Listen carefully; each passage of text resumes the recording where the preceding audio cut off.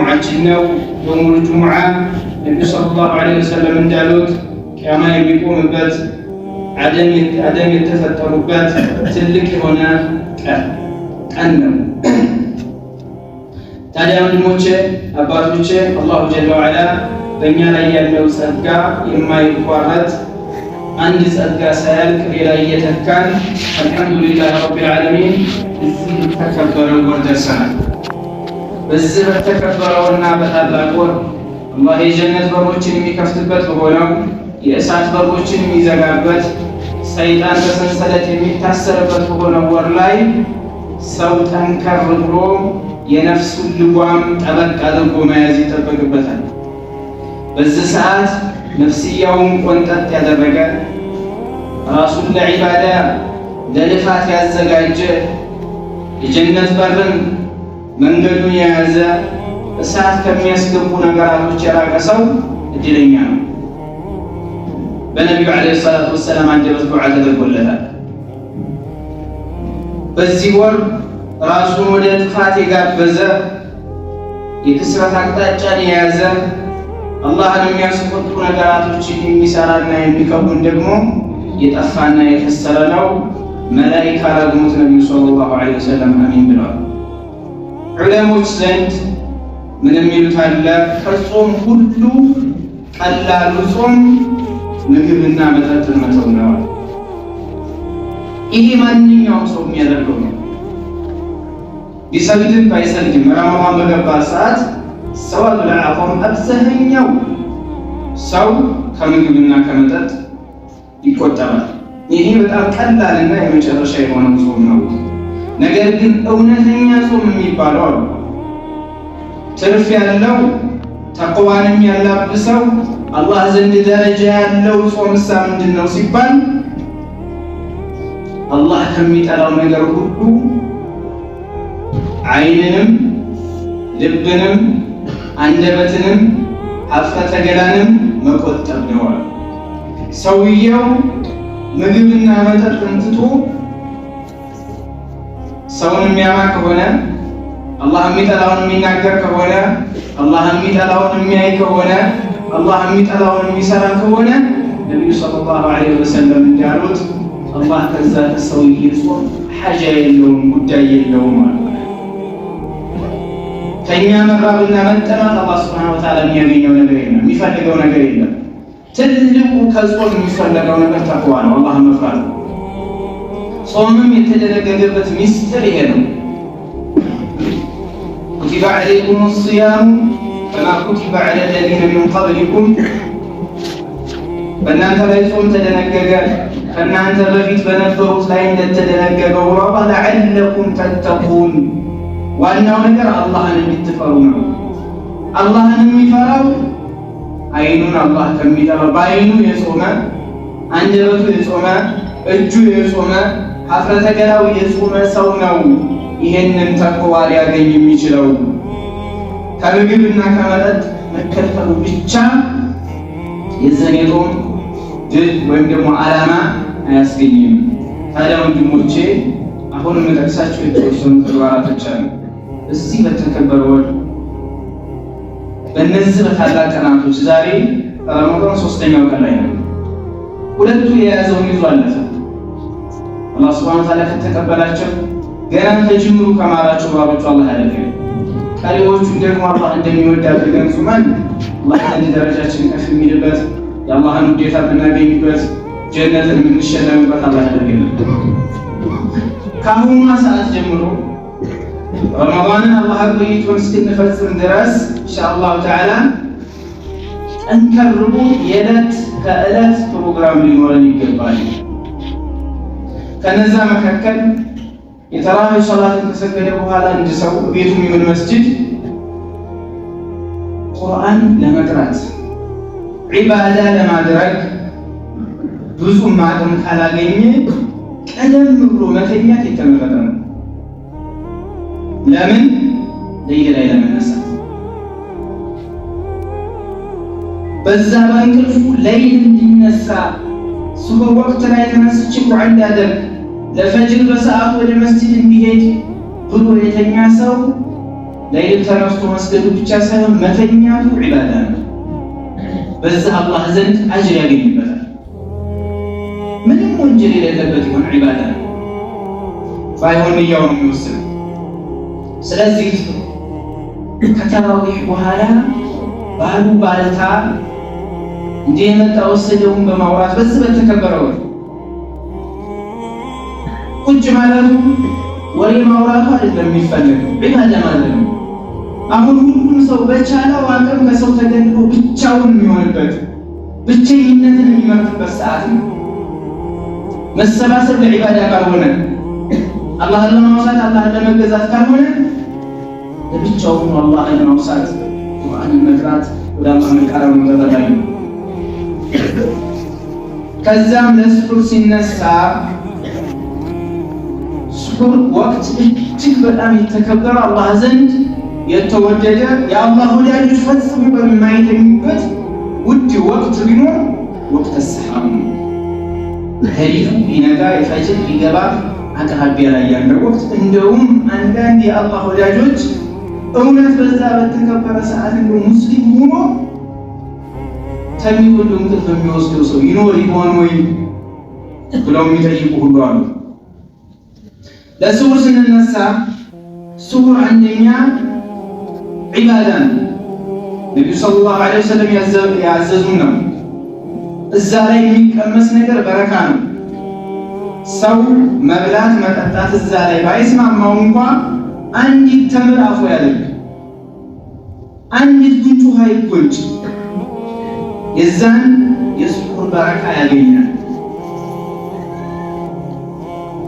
ስሑር ወጥ እስከሚሞቅ ድረስ ምግብ እስኪዘጋጅ ድረስ ወንድ የሆናችሁት ውዱእ አድርጎ ያችን ከቀመሱ በኋላ ያችን ወቅት በዱዓ ማሳለፍ ያስፈልጋል። ረመዳን ትልቅ ከሚሰሩ ዒባዳዎች መካከል አንዱ ሁልጊዜ የሚሰራ በተለይ በረመዳን ዱዓ ነው። ዱዓ ላይ ብዙ ዱዓ ሙስተጃብ የሚሆንባቸው አላህ ዘንድ ተቀባይነት የሚያገኝባቸው ወቅትና ሁኔታዎች አሉ። ከነዛ መካከል አሁን ረመዳን ግን በተለይ አራቱን በደንብ ጠበቅ አድርገን እንያዝ። በተለይ አራቱን፣ አንደኛ ወቅት ሰሐር፣ ለስሑር በምንነሳበት ሰዓት አላህ ማን ነው ማረኝ የሚል እምምረው፣ ማን ነው ስጠኝ የሚል እምሰጠው እያለ የሚያውጅበት ወቅት ነው። የስጦታ ሰዓት ነው። የመሀታ ወቅት ነው። በዛ ሰዓት የሚጠበቅበት አንድ ነገር ጉዳያችንን ወደ አላህ ማቅረብ ብቻ ነው። ሐጃችንን ለአላህ መንገር ብቻ ነው እንጂ አላህ ለጠየቀ ሊሰጥ ማረኝ ላለ ሊምር ማቀርብ ወሩ ረመዳን ነው። ወቅት ሰሐር አላህ ዘንድ ተወዳጅ ይሆናል። ከነው እሱን ሰዓትን እሱን በደንብ መጠቀም ያስፈልጋል።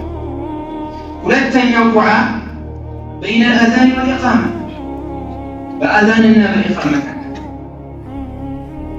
ከቁርአን የበለጠ ዚክር የለም፣ ከቁርአን የበለጠ ዒባዳ የለም። ነገር ግን ዑለማዎቹ ምናሉ አዛን ከተባለ በኋላ ኢቃማ እስኪል ድረስ ሐታ ቁርአን እንኳ ቢሆን አስቀምጦ እሱን ፊትን ወደ አላህ ማዞርና ዱዓ ማድረግ ነው በላጩ። ለምን ከሰላት በኋላ ወደ ቁርአኑ መመለስ ይቻላል። ያቺ በአዛንና በኢቃማ ያለች ሰዓት ካለፈች አለች አትመለስም። አላህ ደግሞ ለለመነ ሰው ሊሰጥ ቃል የገባባት ወቅት ናት። ነቢዩ ዓለይሂ ሰላቱ ወሰላም በአዛንና በኢቃማ መካከል የሚደረግ ዱዓ ሙስተጃብ ነው። ፈድዑ አላህን ለምኑት አሉ ነቢዩ ዓለይሂ ሰላቱ ወሰላም።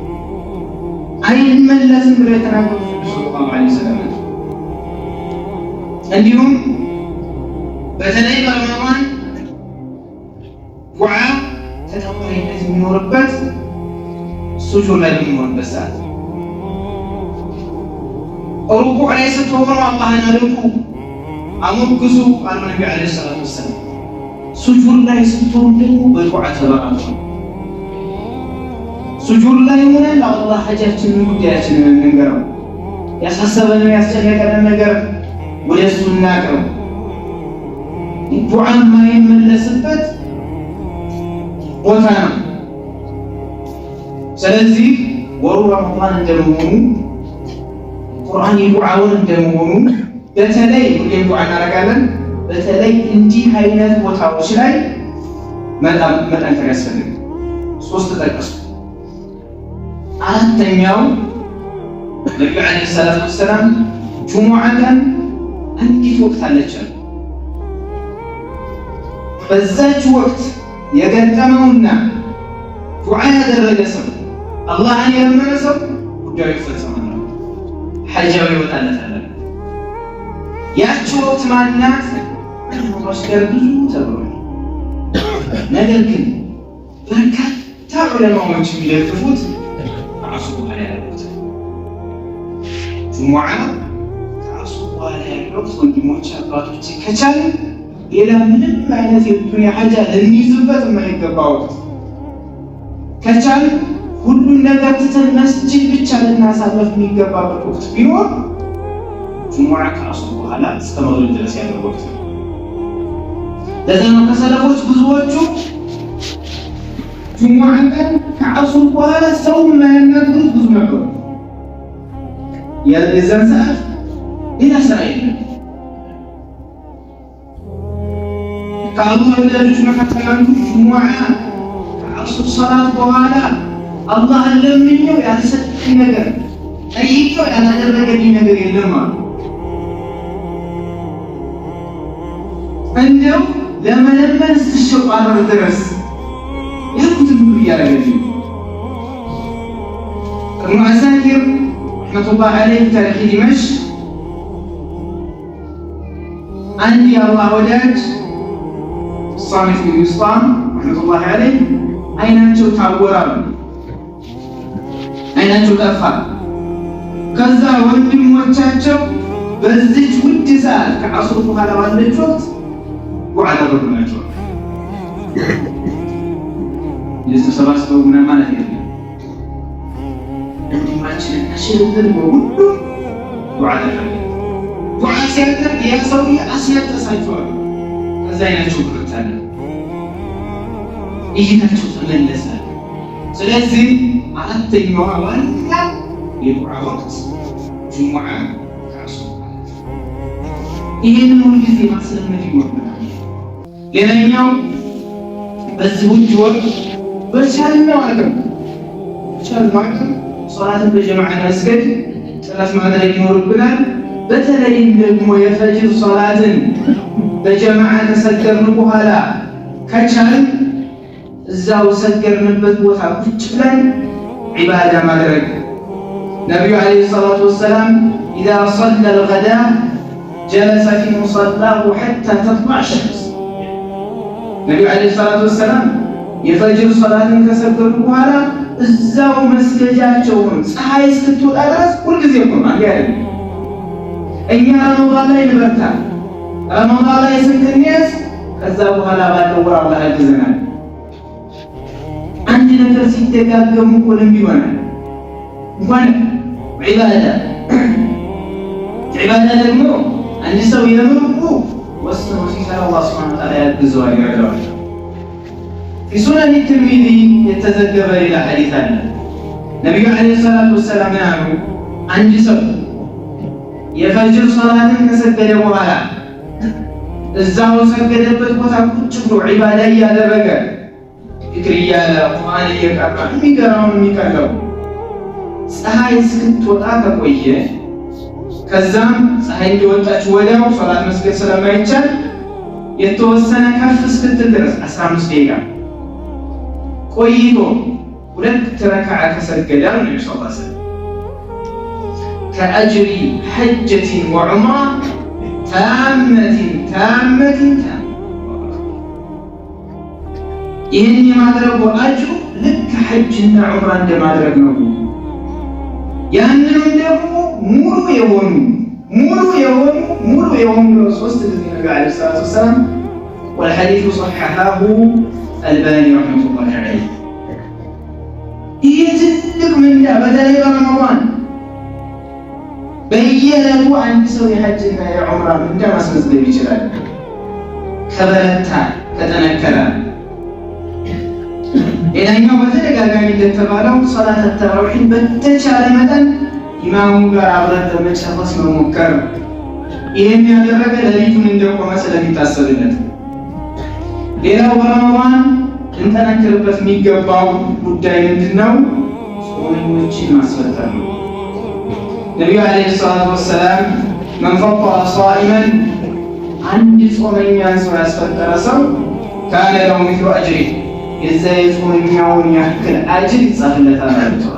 የዛኛው ሳይቀነስ 10 ሰው ቢያስፈጥር የ10 ሰው ጾም ይመዘገብለት ነው ማለት ነው። ይህን እናውቃለን። ነገር ግን ትኩረት ብንሰጥባቸው ብዬ ራሴንም እናንተን ወንድም እህቶችን ማደራ ማለት እንፈልገው ጾመኛን ማስፈጠር ላይ ለጾመኞች የተሻለውን ነገር በተሻለን አቅም ብንመርጥ ማለት ነው። መስጂድ ተመራምተን ብናስፈጥር ትልቅ ኸይር ነው። ጎረቤቶቻችንን፣ ወንድሞቻችንን፣ ዘመዶቻችንን ቤት ጠርተን ብናስፈጥር ኸይር ነው። ነገር ግን አንዳንድ ጊዜ በሰፈራችን በአካባቢያችን ምስኪን የሆኑ ሰዎች አሉ። ድሃ የሆኑ ሁሉም አይሟላላቸው ነገራቶችን አሟልተው እህልና ውሃ መቅመስ የሚከብዳቸው እነዛን ሰዎች ሰው አይጠይቁም። ስለማይለምኑ ብዙ ሰው ያላቸው ነው የሚመስላቸው። እንዲህ አይነት እንዲሆችን በየሰፈራችን አደራ እንፈልጋቸው፣ በየአካባቢያችን እንዳያሳቸው። መስመር ላይ የወጣ ሰው አንዱ ቢያልፍ አንዱ አይተውም፣ ቢያንስ ድህነቱ ይታወቃል። እነዚህ ሰዎች ግን ድህነታቸው አይታወቅም። ለእነዛ ሰዎች መድረስ የእነዛን ሰዎች ሐጃ ማውጣት እነሱን ማስደሰት ወላሂ አላህ ዘንድ ያለው ዋጋ ትልቅ ነው። ለዛ ነው ሰለፎቹ ሰደቃ በሚሰጡበት ሰዓት እኮ ድሃ የሆነው ሰው ቤት ሂደው በጨለማ በሩ ላይ አስቀምጠው ይሄዳሉ።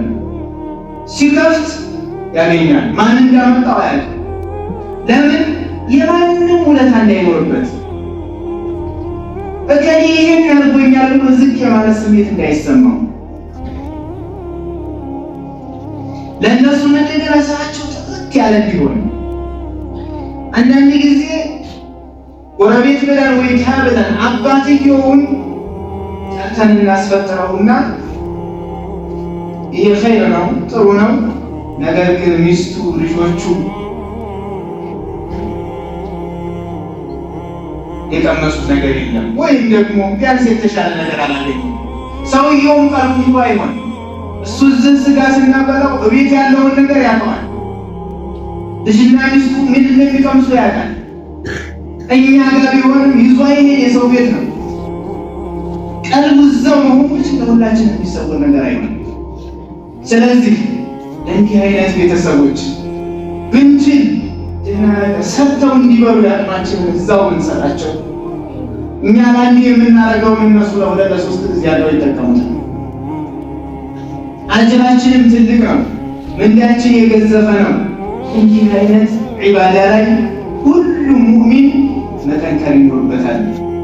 እዛ ነው ሰደቃ ሲር የሚስጥር ሰደቃ ድብቅ የሆነ ምጽዋት የመጨረሻ መበላሸት ይታደጋል።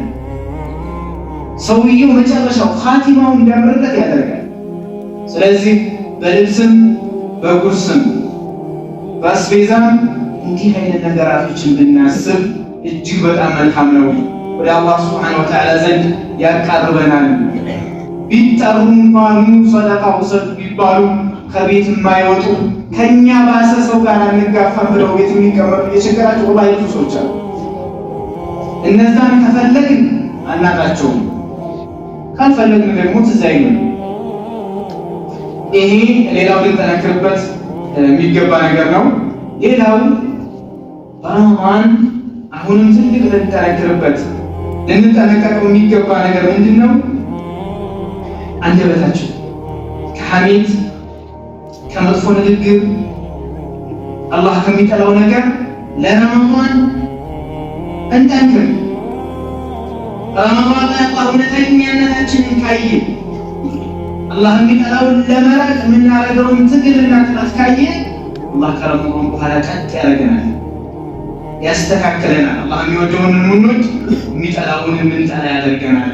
ነቢዩ ዓለይሂ ሰላቱ ወሰላም አንድ ሰው ጾመኛ ከሆነ እሱ ዝም ብሎ ሳይናገር ሌላ ሰው መጥቶ ከሰደበው ከተጣላው መልስ ሳይስጥ እኔ ጾመኛ ነኝ ይበላል። ለዛኛው ሰው ይቆያው እኔ ጾመኛ ነኝ።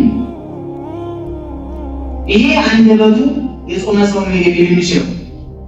ይሄንን ባንል ቢያንስ መጥፎ ለተናገረ መጥፎ መልስ አለመስጠት፣ ይሄን መጠንቀቅ ያስፈልጋል።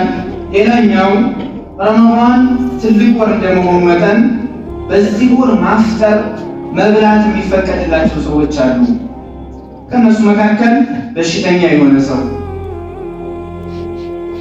መጾም የማይችል ወይም ቢጾም በሽታው የሚጨምርበት ከሆነ ማፍጠር ይችላል። ከዛ ሲሻለው ይጾማል። ይሄን ያለው ማን ነው? ማን ይፈቀድልን?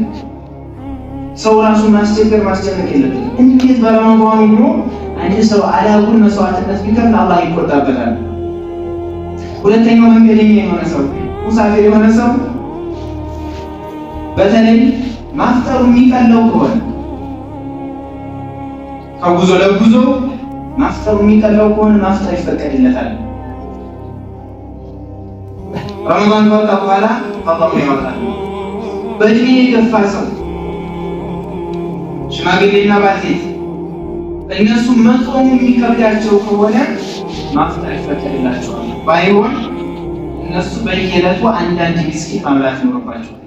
እዚህ ላይ በተለይ እናትና አባት ወይም አያት ወይም መሰል የምንጦር ሰዎች መጠንቀቅ ይኖርብናል።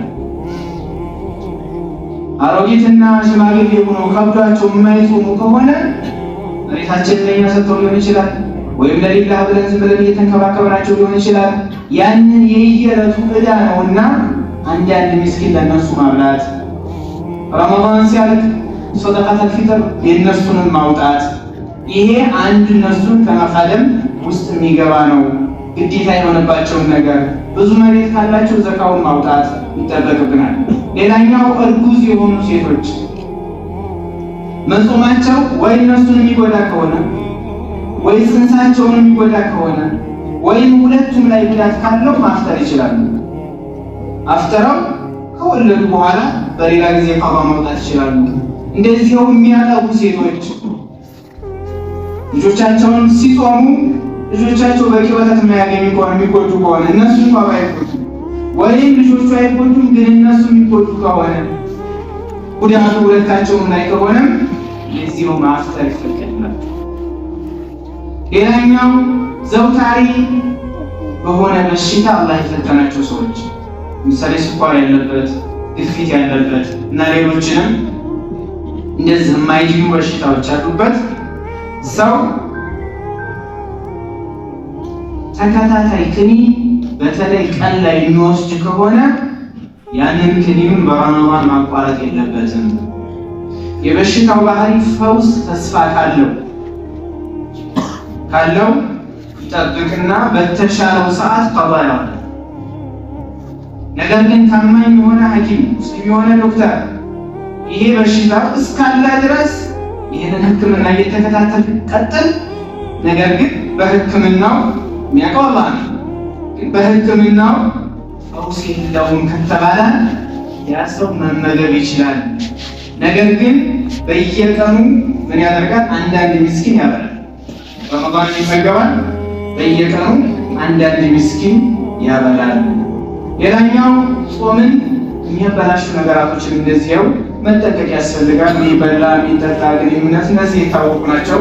በረመዳን በምግብ በመጠጥ ምግብ ማፍረስ ትልቅ ወንጀል ነው። በግንኙነት ከሆነ ደግሞ ያ ሰው አንድ ባሪያ ነፃ ማውጣት አለበት። ይሄ አሁን ስለሌለ ሶስት አማራጮች ነበሩት። ከነዛ ወደ ሁለቱ ዝቅ ይባላል ማለት ነው። ባሪያውን ስለሌለ ምን ያደርጋል? 60 ቀን አከታትሎ ሳያቋርጥ ይጾማል። በረመዳን በግንኙነት ምክንያት ጾሙን ያበላሸው ወንዱም ሴቷም 60 ቀን ሳያቋርጡ በመሃል አንድ ቀን ካቋረጡ እንደገና አንድ ብለው ነው የሚጀምሩት።